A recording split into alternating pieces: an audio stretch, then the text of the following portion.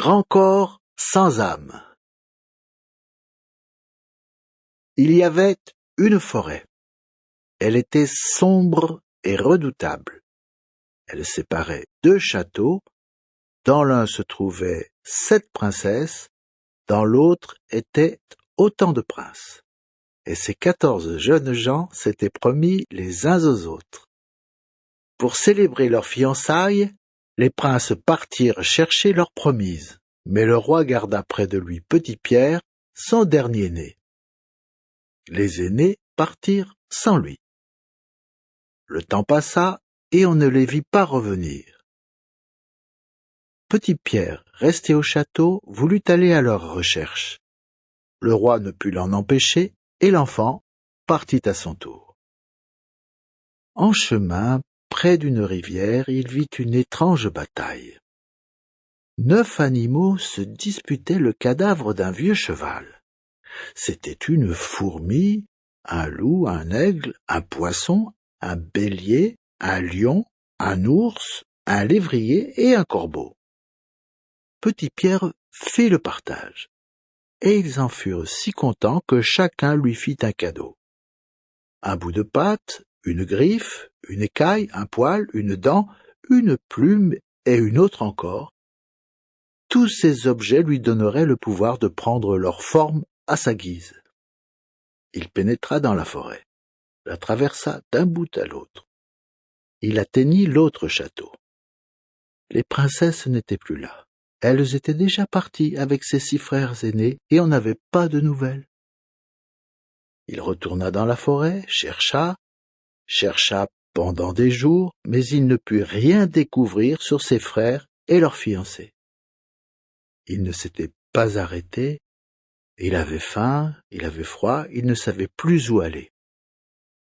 Un soir, il vit une cabane au plus profond de la forêt. Il frappa, la porte s'ouvrit, c'était une très vieille femme. Il lui demanda poliment : « Madame, j'ai froid et j'ai faim.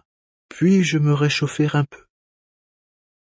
Elle l'invita à entrer, lui donna à manger, à boire, le fit s'asseoir devant le feu, et ils se mirent à parler. Il lui raconta son histoire. Elle lui raconta la sienne. Son fils l'avait abandonné, il avait appris la magie et il avait si mal tourné, il était devenu si fort, si grand et surtout si méchant qu'on l'appelait Grand corps sans âme. Il s'était construit un palais tout en or au milieu du ciel. 4 chaînes le retenaient pour l'empêcher de s'envoler. Au matin, Petit-Pierre trouva les chaînes.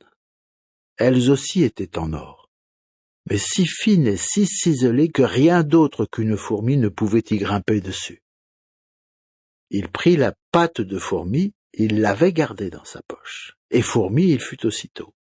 Fourmi atteignit le palais, il y reprit sa forme humaine, il découvrit sa fiancée, le monstre l'avait laissé seul. Grand corps sans âme l'avait enfermé dans ce lieu, et ses 6 sœurs et les 6 frères du garçon, il les avait changés en pierre. C'est au milieu de la forêt, dans une petite clairière, au beau milieu de leur voyage, qu'il était venu les surprendre. Il les avait vues endormies, se reposant après manger, hormis la plus jeune d'entre elles.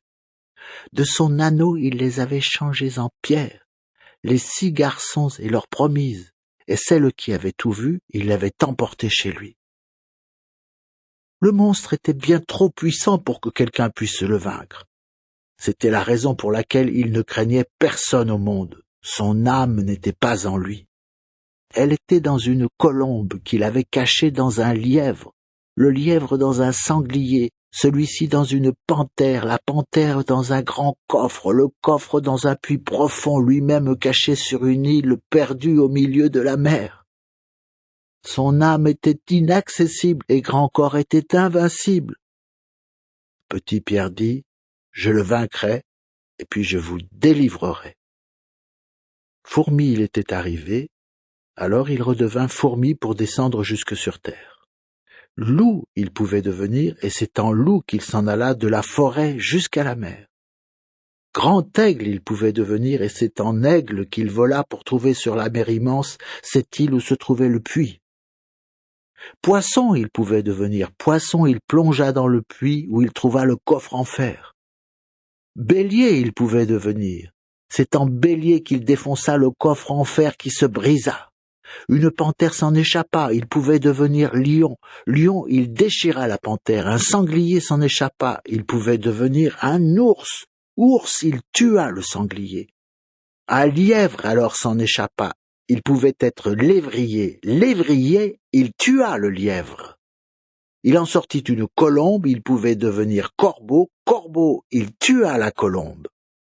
Dans la colombe se trouvait un minuscule petit œuf. C'était l'âme du corps sans âme. Petit Pierre le prit dans ses mains et il l'écrasa sur le front du monstre qui venait d'arriver. À cet instant, le palais qui venait du ciel descendit brusquement sur terre. La fiancée de Petit Pierre n'en était plus la prisonnière. Ses 6 sœurs et leurs fiancés qui étaient devenus des pierres se réveillèrent brusquement. Ils se disaient tout étonnés. Nous avons dormi trop longtemps. Et les 14 jeunes gens, tout joyeux, enfin réunis, se mirent en route aussitôt pour célébrer leurs fiançailles.